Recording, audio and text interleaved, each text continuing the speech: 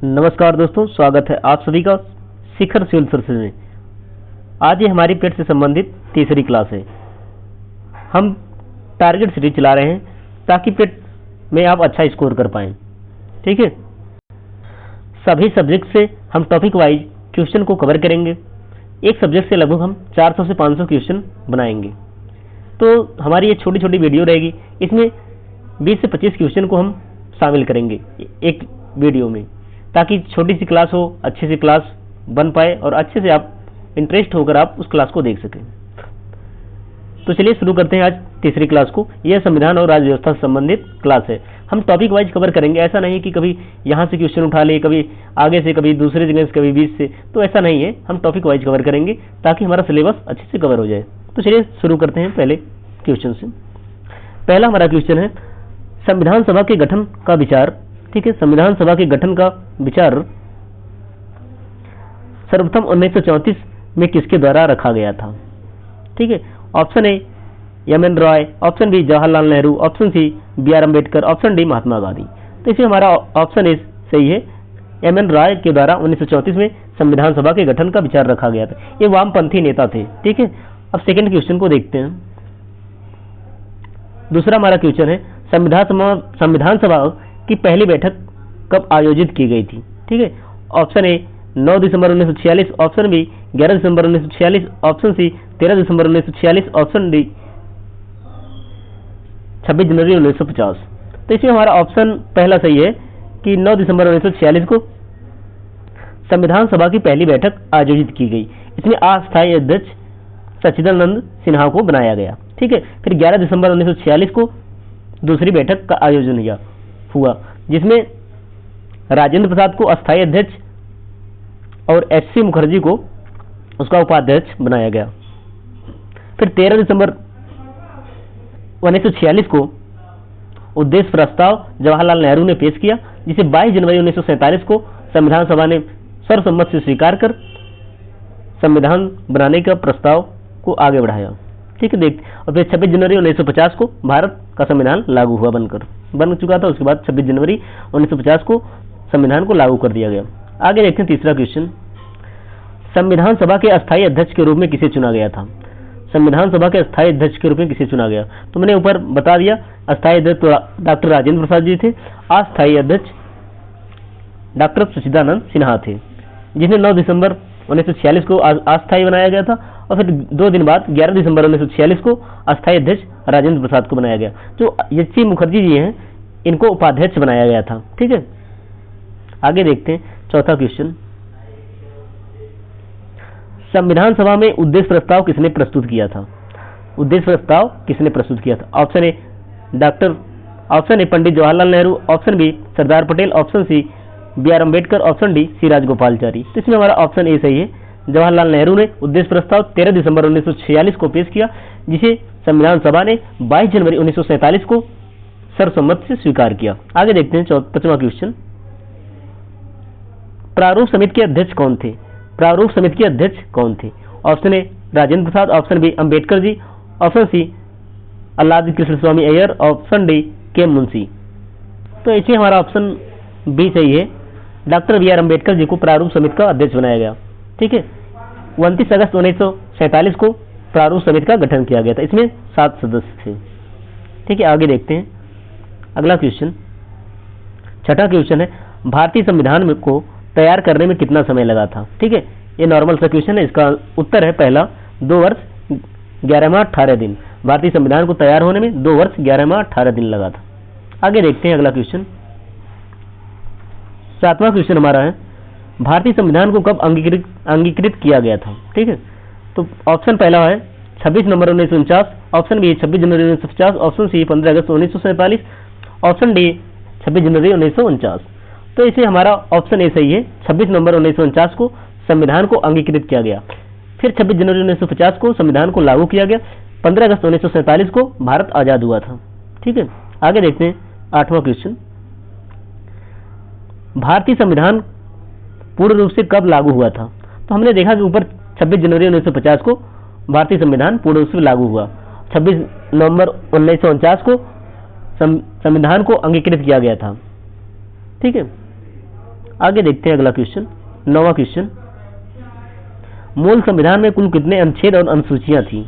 ठीक है, यानी जब बना था 26 जनवरी 1950 में संविधान, तो कितने अनुच्छेद और कितनी अनुसूचियां थी? 395 अनुच्छेद, 8 अनुसूचियां। ऑप्शन बी 448 अनुच्छेद, 12 अनुसूचियां। ऑप्शन सी 395 अनुच्छेद, 12 अनुसूचियां। ऑप्शन डी 400 अनुच्छेद, 10 अनुसूचियां। तो इसमें हमारा ऑप्शन ए सही है, 395 अनुच्छेद, 8 अनुसूचियां तब थी। इस समय 300 प्लस 395 अनुच्छेद से प्लस हो गए हैं अनुच्छेद और 12 अनुसूचियां हैं। ठीक है, आगे देखते हैं 10वां क्वेश्चन। विश्व का सबसे लंबा संविधान लिखित संविधान किस देश का है? ठीक है, विश्व का सबसे लंबा लिखित संविधान किस देश का है? Option A USA, option B Britain, option C Bharat, option D Canada. तो सबको पता है कि भारत का लिखित संविधान सबसे बड़ा है, और पहली बार अगर पूछता है पहली बार किस देश ने संविधान लिखा तो यूएसए हो जाएगा, संयुक्त राज्य अमेरिका। आगे देखते हैं अगला क्वेश्चन, 11वां क्वेश्चन है, वयस्क मताधिकार के आयु 21 वर्ष से घटाकर 18 वर्ष किस संशोधन द्वारा की गई? ठीक है, क्वेश्चन ये है कि वयस्क मताधिकार की आयु 21 वर्ष जो पहले थी घटाकर 18 वर्ष किस संशोधन के द्वारा किया गया? ऑप्शन ए 61वां संविधान संशोधन 1989, ऑप्शन बी 42वां संविधान संशोधन 1976, ऑप्शन सी है 44वां संविधान संशोधन 1978, ऑप्शन डी है 73वां संविधान संशोधन 1992। तो इसमें हमारा ए ऑप्शन सही है, 61वां संविधान संशोधन 1989 में 21 वर्ष से घटाकर 18 वर्ष वयस्क मताधिकार की आयु की गई। 12वां क्वेश्चन देखते हैं, स्थानीय शासन यानी पंचायती राज को किस संविधान संशोधन द्वारा जोड़ा गया था? ठीक है, ऑप्शन ए 73वें और 72वें के द्वारा, नहीं सॉरी गलत हो गया, 73वां और 74वां संविधान संशोधन, ऑप्शन बी 42वां और 44वां, ऑप्शन सी 86वें संविधान संशोधन, ऑप्शन डी 92वें। तो इसमें हमारा ऑप्शन ए सही है, 73वें और 74वें संविधान संशोधन 1992 में पंचायती राज को जोड़ा गया। बलवंत राय मेहता समिति ने सिफारिश की त्रिस्तरीय पंचायती राज को 1957 में। ठीक है, आगे देखते हैं 13वां क्वेश्चन, भारतीय संविधान का संरक्षक किसे माना जाता है? Option A Supreme Court, option B संसद, ऑप्शन सी राष्ट्रपति, ऑप्शन डी प्रधानमंत्री। तो सबको पता है कि भारतीय संविधान का संरक्षक उच्चतम न्यायालय को माना जाता है, सुप्रीम कोर्ट को। 14वां क्वेश्चन देखते हैं, 14वां क्वेश्चन हमारा है, आपातकालीन उपबंध संविधान के किस भाग में दिए गए हैं? ठीक है, ऑप्शन ए भाग 18, ऑप्शन बी भाग 15, ऑप्शन सी भाग 20, ऑप्शन डी भाग 9। ठीक है, तो ऑप्शन हमारा ए सही है, भाग 18 में आपातकालीन उपबंध का प्रावधान किया गया है 352 से लेकर 360 तक। ऑप्शन से बनने वाले क्वेश्चन को भी देख लेते हैं। जो भाग 15 हमारा है वो निर्वाचन से संबंधित है। ठीक है, भाग 15 है निर्वाचन से संबंधित है, निर्वाचन आयोग। ऑप्शन सी है जो 20 संविधान में संशोधन से संबंधित है। ठीक है, और भाग 9 है जो वो पंचायती राज से संबंधित है। तो 14 में हमारा ऑप्शन ए सही हो जाएगा, 18 में भाग 18 में आपातकालीन उपबंध का प्रावधान है जो भारत शासन अधिनियम 1935 से लिया गया है। अब ये पूछता है कि भारत शासन अधिनियम 1935 के द्वारा आपातकालीन उपबंध को लिया गया है। ठीक है, कभी कभी ये पूछता है कि जर्मनी की वीमर संविधान से लिया गया है, लेकिन ये सही नहीं है। जर्मनी की वीमर संविधान से आपातकाल में मौलिक अधिकारों का निलंबन को लिया गया है। ठीक है, आगे देखते हैं अगला क्वेश्चन। 15वां क्वेश्चन हमारा है, प्रस्तावना में पंथ निरपेक्ष शब्द किस संविधान संशोधन द्वारा जोड़ा गया? पूछा गया प्रस्तावना में पंथ निरपेक्ष किस संविधान संशोधन द्वारा जोड़ा गया? ऑप्शन ए 42वां संविधान संशोधन 1976, ऑप्शन बी 44वां संविधान संशोधन 1978, ऑप्शन सी 86वां संविधान संशोधन 2002, ऑप्शन डी 103वां संविधान संशोधन। ठीक है, तो इसमें हमारा ऑप्शन ए सही हो जाएगा, 42वां संविधान संशोधन 1976 के द्वारा प्रस्तावना में पंथ निरपेक्ष समाजवादी अखंडता, ये 3 शब्द पंथ निरपेक्ष समाजवादी और अखंडता जोड़ा गया। ठीक है, आगे देखते हैं। और 44वां संविधान संशोधन के द्वारा संपत्ति का अधिकार को कानूनी अधिकार बना दिया गया। और 86वां जो हमारा संविधान संशोधन हुआ था, उसके तहत आर्टिकल 21A जोड़ा गया, इसे शिक्षा का अधिकार दिया गया। ठीक है, आगे देखते हैं अगला क्वेश्चन। 16वां क्वेश्चन है, भारत में किस प्रकार की शासन प्रणाली अपनाई गई है? ठीक है, भारत में किस प्रकार की शासन प्रणाली अपनाई गई है? ऑप्शन ए संसदीय शासन प्रणाली, ऑप्शन बी अध्यात्मक, ऑप्शन सी एकात्मक, ऑप्शन डी कुलीन तंत्र। तो इसमें हमारा ए ऑप्शन सही है, संसदात्मक शासन प्रणाली अपनाई गई है, जिसमें कार्यपालिका विधायिका के प्रति उत्तरदायी होती है। ठीक है, जिसमें कार्यपालिका विधायिका के प्रति उत्तरदायी होती है। अध्यात्मक में क्या है कि राष्ट्रपति प्रमुख होता है। ठीक है, आगे देखते हैं 17वां क्वेश्चन। मौलिक अधिकार संविधान के किस भाग में है? ठीक है, मौलिक अधिकार संविधान के किस भाग में?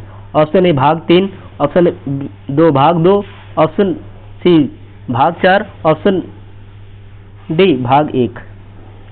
तो मौलिक अधिकार भाग 3 में है। ठीक है, भाग 2 में नागरिकता है। ठीक है, भाग 4 में डीपीएसपी है।